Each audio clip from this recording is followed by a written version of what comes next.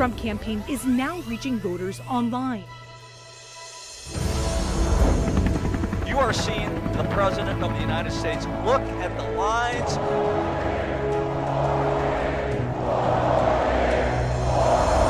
You join our movement. A lot of President Trump supporters here. Greatest movement in the history of our country. The most racist thing a person could tell me is that I'm supposed to choose something based on my race. You ain't black. Joe Biden has never been a friend to African Americans. Hello, and welcome to the first episode of what we call Truth Over Facts. China lied to us. They destroyed test kits. They lied to their own people. Since Ronald Reagan, we haven't had a president more engaged and more involved in the Western Hemisphere than this administration, and it's been a great partnership to work with him on. Well, you've heard of The View, but welcome to The Right View. And with us today is the Motor City madman, Ted Nugent, because this isn't your typical political show. It's the most important election in our lifetime. Joe Biden, who has a dismal record of economic failure and absolutely terrible ideas for the future. Oh, I'm in trouble. We are one people, one family, and one glorious nation under God. We will make America great again.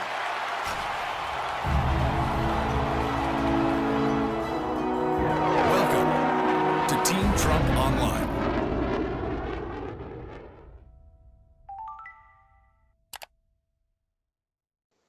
Good evening, everybody. Welcome to Team Trump Online. I'm Lara Trump, Senior Advisor to President Trump's re-election campaign. Tonight, Senator Lindsey Graham, Chairman of the Senate Judiciary Committee, is with us, and we are so excited. Senator Graham, thanks for being with us. Thank you. You do an awesome job. This is a good show. I look forward to it. Thank you so much.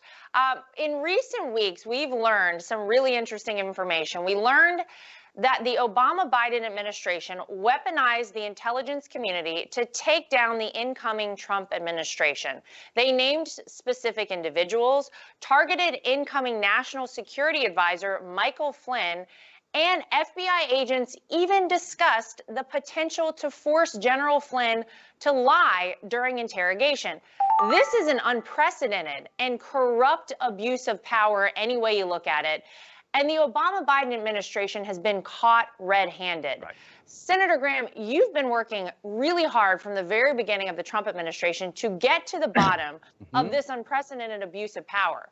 Joe Biden's name actually appeared on the list of officials who requested the unmasking of General Flynn's name before President Trump took office. Right. This is despite the former vice president, by the way, denying any knowledge of an investigation into General Flynn. Now, we know he forgets a lot, but I don't know about that. Now it's been revealed that Biden himself was one of the people requesting the unmasking. So he's been caught in a flat-out lie.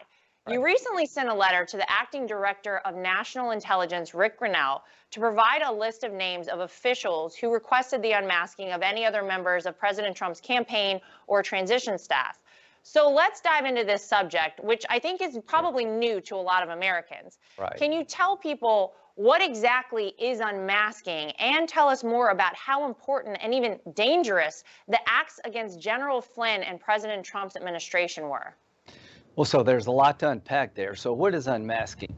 We surveil people all the time, not for criminal purposes, but for national security purposes, following ambassadors from foreign governments that are adversaries of the United States. To surveil somebody in the United States, you have to have a warrant. But when a foreign agent is overseas, you can collect without a warrant. So let's give an example. Let's say a Chinese student comes to a university here in the United States. They actually are an intelligence operative, not just a student. We pick that up, we get a FISA warrant, and let's say you're in the class with the person or you know them. You could be caught in a conversation. The goal is to minimize, to flush that out of the system. You don't want American citizens' names popping up on intel gathering missions. That's not the purpose. The purpose is not to follow American citizens, it's to follow the foreign operative and see if they're doing anything wrong. So the outgoing administration, the Obama administration, apparently made a lot of requests to unmask conversations between the incoming National Security Advisor, General Flynn, and a Russian ambassador. Here's what scares the hell out of me. They have no business listening to the incoming administration. The incoming administration should be talking to world figures to set new policy. Now, you can make an unmasking request. That's not illegal, but you have to have a national security reason. So what are we looking for? Why did all these people want to unmask conversations that General Flynn was having as he was waiting to become the new national security advisor? Was it for a legitimate national security purpose, or were they trying to spy on the Trump campaign and figure out what they were going to do on national security front? That's why this is so important. And I made a request. Did they unmask conversations between Trump family members, between the inauguration and the election? If so, what was that all about? Yeah. Again, in my daily life as a U.S. Senator, I'm talking to the Israeli ambassador today. Sometimes you have intelligence gathering operations against friends and foes, but when an American citizen is involved, you need to flush that out of the system. I would be really offended if the executive branch was listening into my conversations, because I'm in a different branch of government. I may have a different view of Obama foreign policy, which I did all the time. It's none of their business to find out what I'm doing as a U.S. Senator. So why are we going to do this? To make sure it never happens again. Unmasking is an intelligence tool that could be abused for political purposes. As to General Flynn, the guy got screwed. Okay. Yeah, it's really sad actually what happened to him. Go ahead. So this is important. January the 4th, the Washington FBI officials, the professionals, said we found nothing to suggest that General Flynn was cooperating with the Russians, colluding with the Russians, and they wanted to end the inquiry, which started in August 2016. January the 4th, 2017, he's the National Security Advisor in waiting. They wanted to end the case, and our good friend Peter Strzok said, no, the 7th floor wants to keep looking at Flynn. That's McCabe and Comey. Now we know that Biden and others followed conversations with Flynn after the election, before the inauguration, and Ron Johnson and the Homeland Security Committee will be looking at unmasking and transition. What will I be doing? I'm going to call the Department of Justice into the Judiciary Committee and let them explain to the country why they dropped the Flynn case. General Flynn should never have been prosecuted. He wasn't working with the Russians. They tricked him into a conversation. They never gave him a heads up about what they were looking at, and they withheld information. And this Judge Sullivan thing should scare everybody. I've been a lawyer in the military and the private sector. I've been a judge, I've been a prosecutor, I've been a defense counsel. I've never known in my entire legal career a judge resisting dismissing a case when the government makes a motion to dismiss the case against a criminal defendant because of misconduct on behalf of the government. You never punish the defendant because the government did something wrong. The fact that we're extending this is just a travesty. We will be looking at all things General Flynn. Yeah, I actually want to get a little more into Judge Emmett Sullivan. So as you just said, the Department of Justice, once they realized what happened to General Flynn, dropped the case. However, Judge Emmett Sullivan, who is overseeing the case, has temporarily blocked the DOJ's attempt to drop the charges. And as you said, it makes absolutely no sense. So can you explain to the viewers at home what exactly that means and why this is really so detrimental and so scary as it relates to our judicial process? Are this judge's attempted actions unprecedented? I've never heard of this. Well, and if there wasn't a Trump person, every criminal defense lawyer in the country would be screaming bloody murder. Yep. Here's what happened. The bar reviewed all things Crossfire Hurricane. You got Durham looking at whether or not they committed a crime against Carter Page by getting a warrant illegally. They took a second look at the Flynn case because these Castor characters were pretty damn shady. So they found information in a file not disclosed to the defense. And the question was, what's the purpose of the Flynn interview? To get him to lie, to get him fired? You don't interview somebody unless there's a criminal reason for it. The investigation was recommended to be closed about 3 weeks before the interview. So it wasn't a legitimate inquiry as to whether or not he was working with the Russians. They're just trying to get the guy because Obama hated Flynn. Flynn told the country, yeah, bin Laden's dead, but al-Qaeda is alive and well. They had a grudge against Flynn. And so here's where we're at. Judge Sullivan is not granting the government's motion to dismiss the case because of newly found evidence. He's contemplating holding General Flynn in contempt of court because he pled guilty twice. Well, I can tell you, people plead guilty all over this country to minimize the risk, to keep their family from going to jail. Yep. Because if I get convicted out, on a bunch of things, I'll plead guilty to one thing. Well, when the government makes a motion to dismiss the case because they found something helpful to the defense not disclosed, I've never known a judge to stop that motion from being granted. If Judge Sullivan punishes General Flynn after the government requests to dismiss the case, that'll be the first time in history. You'll be literally punishing a defendant because the government tried to correct a wrong. And that would be one of the worst things that could ever happen in this country, because people change their guilty plea all the time when they find out that the government did something corrupt. And Judge Sullivan should honor this request, not stand in the way of it. Yeah, it's a really crazy thing. And I think Dangerous. as we see all of this coming out, I think Americans there's a lot to digest. I mean, there has been a lot that's happened. And from the beginning, Senator Graham, we've all said that the Russian collusion idea was a hoax. You're leading the charge in finding out how and why this Russian hoax started. Many people actually believe that the whole thing was actually an attempt to nullify the legitimate results of the 2016 election, which brought President Trump into office. Right. What are your thoughts? Why did this whole thing start? This is a really good question. A counterintelligence investigation can be opened with almost very little evidence. A counterintelligence investigation is designed to protect American entities from foreign influence. We know that all kind of governments are trying to interfere in our elections. The Chinese, the Russians, they're doing it all over the place. A counterintelligence investigation is designed to protect the people that are focus of foreign investigations. Dianne Feinstein had a driver that had been working with her for years who was of Chinese origin. They found out that the driver had contacts to the Chinese intelligence community. They told Dianne so she could fire him.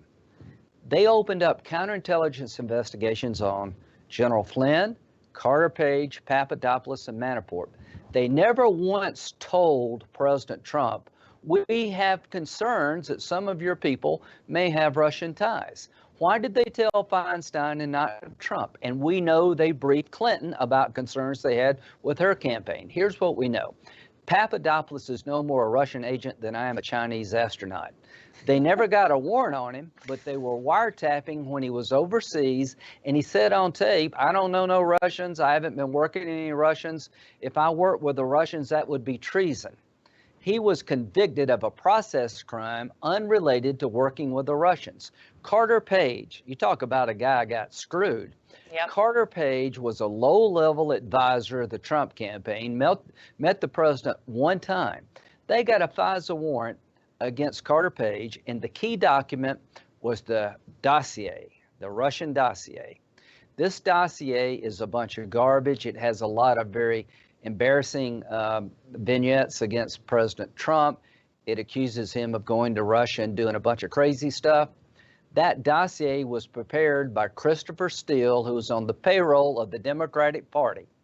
So there was collusion between parties in Russia. It was the Democrats working with Christopher Steele, who was on the payroll, who hired a Russian connected to the intelligence community to prepare a dossier that's a bunch of crap that was used to get a warrant 4 times. And here's where it gets really interesting. In January of 2017, they found the Russian who did the work for Steele.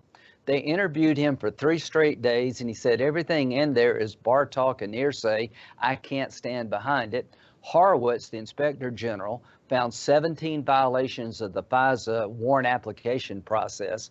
We're going to dig into that. And here's the question. Why did they continue to pursue warrants after they found out that the dossier was unreliable? Why did they go to Harry Reid with the dossier before the election? Why didn't they investigate it as being Russian disinformation, as 2 FBI agents said, we think this is a Russian disinformation campaign? Why did they treat Trump so differently than Clinton? Yeah, well, that is the question a lot of folks want answered. Stay tuned. Yes, well, we will stay tuned. But there's so many aspects to all of this. And one of those is Crossfire Hurricane. So under your leadership, the Senate Judiciary Committee is considering subpoenaing information pertaining to the Crossfire Hurricane investigation. Can you explain that investigation and why the American people deserve to know the truth there as well? Well, so Crossfire Hurricane was the name of the investigation that was opened up in 2016. It focused on 4 people: Carter Page, Papadopoulos, General Flynn, and Manafort. Manafort was charged with tax crimes. Right. Not one of the 4 was there any evidence found to suggest that they worked with the Russians in any way during the campaign. Not once did they inform President Trump that he may have a problem. Counterintelligence investigations require defensive briefings. Why did they choose not to alert President Trump of any concerns they had? We know in January the 4th, 2017, they wanted to close the Flynn case out. Why did it take Mueller 2 years? What the hell was Mueller looking at when it came to Flynn when they were ready to close the case out in January 4th, 2017? He did get appointed to May. As to Carter Page, the Russian subsource in January 2017 came in and told the FBI the dossier is a bunch of hearsay, bar talk, garbage. Without it, there would be no justification for a warrant. Why did they look at Carter Page for 2 years? Papadopoulos is on tape saying, I didn't work with any Russians, it would be treason. They never found any evidence linking Carter Page to the Russian intelligence community. So the question is, what crime were they looking at in May and August of 2017? What had these 4 people done? 0. Why did it take 2 years? That's what I'm going to be looking at. And how is it possible that McCabe and Comey did not know that in January 2017, that the key document needed to keep the warrant going against Carter Page, the Russian dossier, had been disavowed? Are you telling me that one of the most high-profile investigations in the history of the FBI, that it didn't work its way up to the top? Oh, by the way, our case just fell apart? This is what I want to know. It's going to take the summer, early fall. We start the first weekend in June. We're going to go through this very methodically. We're going to talk to people that were key players in Crossfire Hurricane. We're going to take the Horowitz report and build on it. And we're going to try to explain to the American people how off the rails this got and how dangerous it is, and make sure it never happens again. Well, thank God. And, you know, I think something that a lot of people want to know, Senator Graham, when do we get the $30 million of taxpayer money back that went into the Mueller investigation? How do we get 2 years of the American people's lives back? How does General Michael Flynn recover his life? I mean, these people were so reckless with what they did. And obviously, we'll find out. We will stay tuned. And you're going to hopefully come up with some answers for us. But no one will ever get that money back. No one will ever get their time back. No matter what happens to General Flynn, he will never regain his reputation. I mean, the financial implications for Flynn and his family are unthinkable. Right. This stuff, it's not just about we'll be cute and continue an investigation, even though we know that it's all bogus from the beginning because we dislike the president so much. This affected every single American to the tune of tens of millions of dollars. And by the way, it probably divided our country a lot more than ever needed to be done. So these people have a lot to answer. And you know what? We'll probably never get answers to everything, unfortunately. Well, you can't right every wrong, but John Durham is a U.S. attorney from Connecticut. Attorney General Barr has put him in charge of finding out whether or not crimes were committed in the process of getting a warrant against Carter Page and in prosecuting General Flynn. My job is oversight to explain to the American people how Crossfire Hurricane got off the rails. Durham's job is to hold people criminally accountable if they violated the law. How does this end? The FBI needs to have its credibility restored. If somebody's not fired and nobody goes to jail, why should the American people trust this system to be better than it was? So here's my goal, to explain as much as possible how it got started, how it got off the rails, and ask people in charge to fire those who are responsible and give Durham the space to hold people accountable. A lot of damage has been done to General Flynn. Some of it we can correct, some of it we can't. But if we do not hold people accountable through the criminal system and just public accountability, the likelihood of this happening again is great. Yep. This is one of the worst abuses of the law since the J. Edgar Hoover days. And when it comes to Trump, the media could give a damn. As long as you're trying to get Trump, they don't care what you do. If this had been a Republican paid operative, oh my God, getting dirt on Hillary Clinton, could you imagine? A Russian subsource that was a liar. They used it to get a warrant against somebody in her campaign. The country would be on fire. It would be front page news everywhere. So what have we learned? We've learned that when it comes to the media, there is an egregious double standard. What have we learned? That you can't just trust the system, you have to watch the system. Thank God for Bill Barr. Bill Barr has done a hell of a job trying to clean up this mess. But I just tell you now, everybody was breathless about Mueller, saying all the things they said about your family. Yep. And it turned out to be, no, they're there. Will the media look at what I'm trying to do? Probably not, but you will. Some other people will. And I'm going to create a record for history so this will not go unanswered. And it's going to take a while, starting in June. I'm going to issue a report by October, before the election, trying to explain how bad Crossfire Hurricane was. Well, thank God that you're looking into it. We appreciate that. Senator Graham, stay right there. And everybody at home, we will be right back after this very short commercial break. Stay with us. But I tell you, if you have a problem figuring out whether you're for me or Trump, and you ain't black. Take a look at my record, man. When I marched in the civil rights movement, I marched with tens of thousands of others. He had not actually marched during the civil rights movement and kept telling the story anyway. I came out of the civil rights movement. I was one of those guys that sat in and marched and all that stuff. Now, his aides went back to say, look, he was in office marching for the idea. That's not the word marching means. On Twitter. I was not out marching. If you have a problem figuring out whether you're for me or Trump, and you ain't black. They're gonna put you all back in chains. And you ain't black. Poor kids are just as bright and just as talented as white kids. You ain't black. You ain't black. You ain't black. You ain't black. The most racist thing a person could tell me is that I'm supposed to choose something based on my race. You ain't black.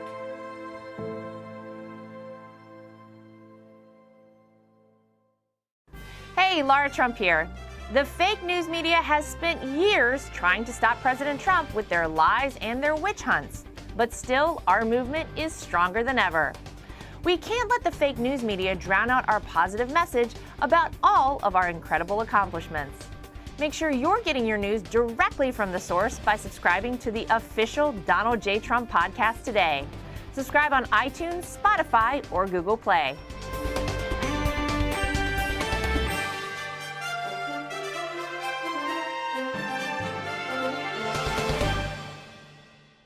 All right, welcome back to Team Trump Online. I'm Lara Trump, and I'm joined by Senator Lindsey Graham from the great state of South Carolina.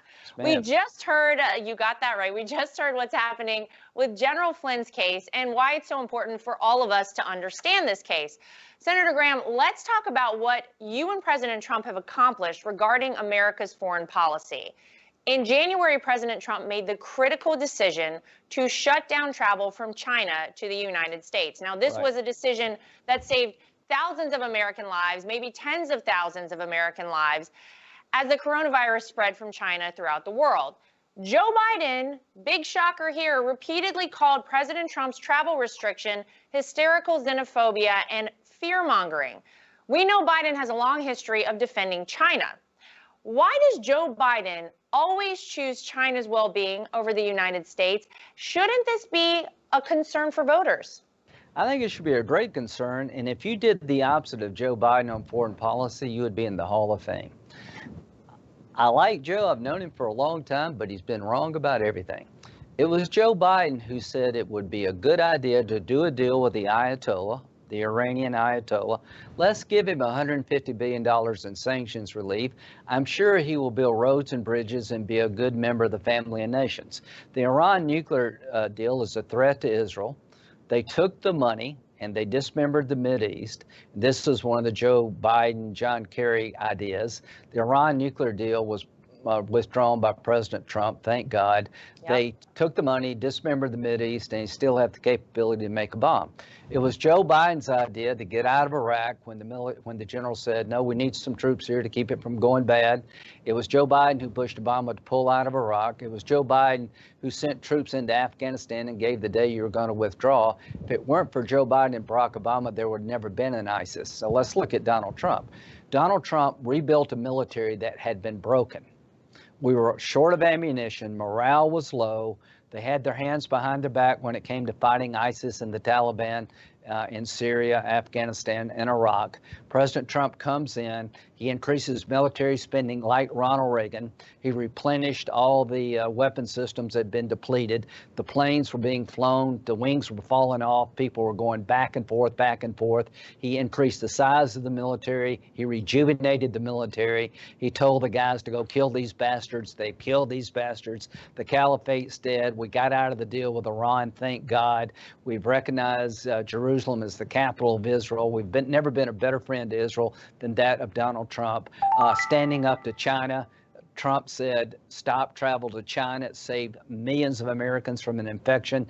To those who say this virus is not that bad, if we had done nothing, you'd have a couple of million dead Americans now. We locked the country down. It's now time to open up. Trump's been right about China. That's one of the reasons he was elected president. Most Americans are getting tired of being played by China. And Obama and Biden were as weak as they could be in the face of radical Islam. They misjudged the Ayatollah. North Korea was running wild. China was eating our lunch. We got a new sheriff in town, and I can't wait to vote.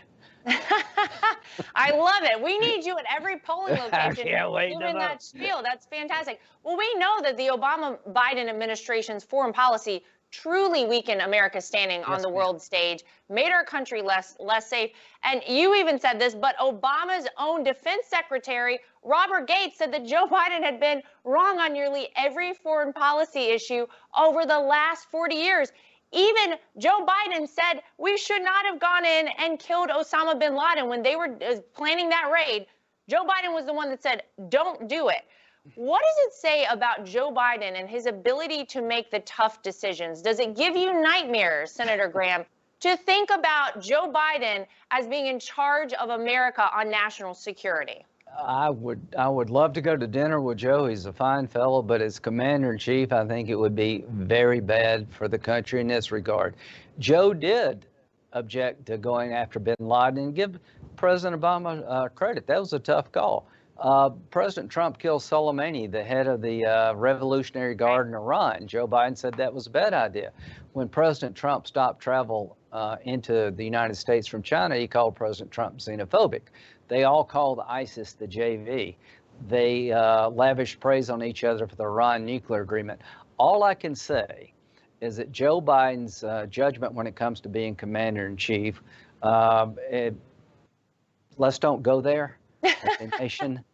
President Trump's greatest accomplishment to me, greatest of all, really, is restoring our position in the world. Yeah. I mean, domestic policy is important, but we've learned what happens when you take the eye out the ball over there. 9/11.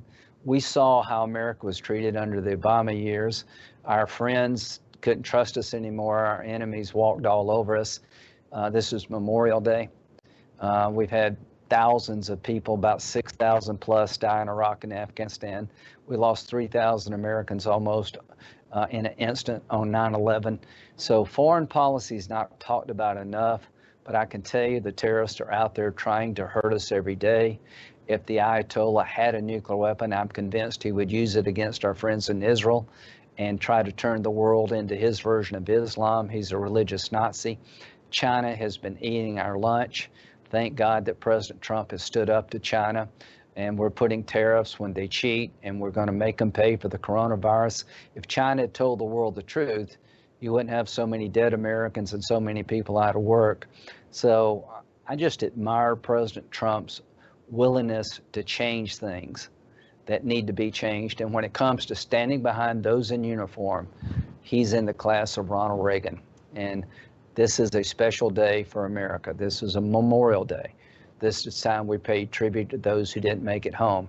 The best way you can honor them is to make sure that those in the fight have what they need and be a country worth dying for.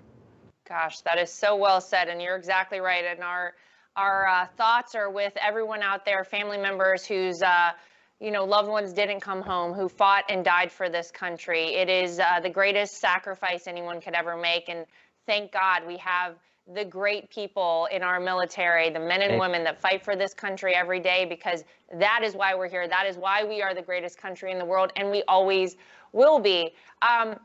I want to get your thoughts on something, because I know this is something you've been working on. In December of last year, a Saudi aviation student killed 3 American sailors at the Naval Air Station in Pensacola. I think everybody probably remembers hearing about that.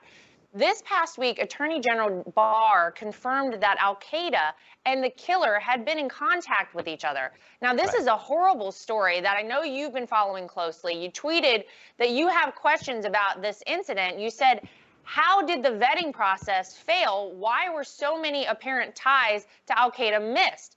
Senator Graham, what can we do to ensure nothing like this ever happens again in the United States? How important is it to have a president like President Trump and a Republican-controlled Congress in charge?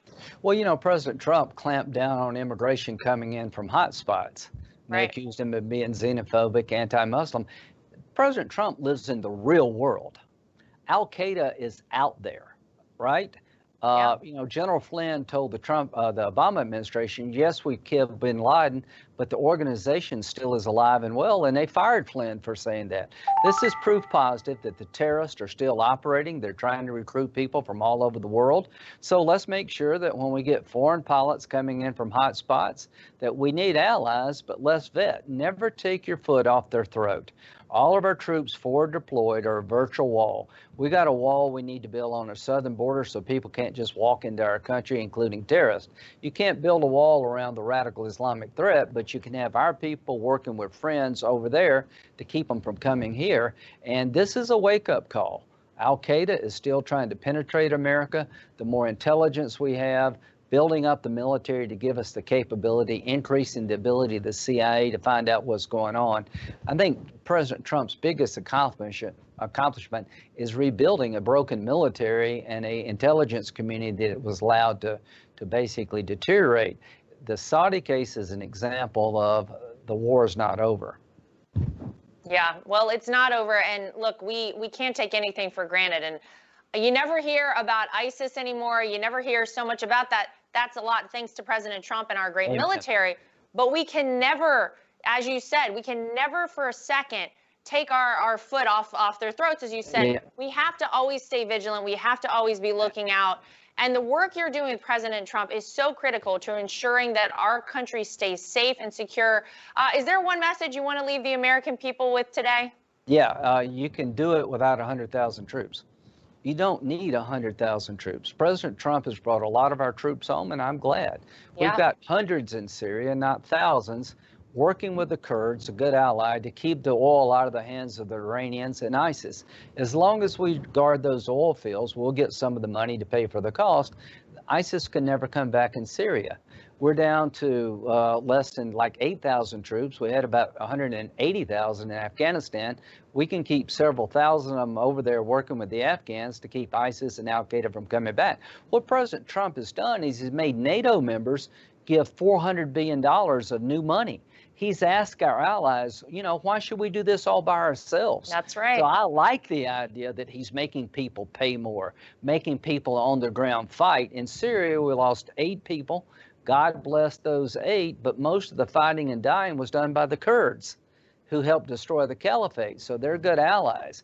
So what I like about President Trump, he's reducing our role. We're not knocking the doors down anymore. We're helping them with aviation and intelligence and special operations. But we got to have some of us over there partnering with people who reject this ideology. Let's just end with this. We're going into an election. This is one of the biggest choices you'll ever have. Are we going to go back to the economy of stagnation? Are we going to go back to the foreign policy of weakness? Or are we going to continue to march forward of rebuilding in an America where everybody benefits? Before the virus, Hispanic and African American families were doing the best they'd done in a generation. Before the virus, we had an economy that was the envy of the world. Here's the question. To get out of this hole caused by the virus, who do you trust? The man who did it once, or Joe Biden, who caused the problem in terms of stagnation to begin with? Where do you want to go in terms of an America? Do you want to go back to the Obama-Biden apologist America? Or do you want to stay out front and lead like President Trump's doing and asking others to do their fair share? I'm confident about the outcome of this election if people understand what's at stake. Don't be lulled into a false sense of security. Joe Biden's a nice man, but we don't need that. We need a strong man. And President Trump's a strong man. Well, I know who's going to get my vote, Lindsey, and I think we know who's getting yours. Yeah, we're not. Well, always a pleasure to have you. Thank you so much. Senator Lindsey Graham, thanks for being with us tonight. Thank you. Happy Memorial Day. Thanks. Thank you. Back by popular demand. Wednesday just got better because the ladies are live discussing the hottest topics of the week with you tonight. And we will make America great again.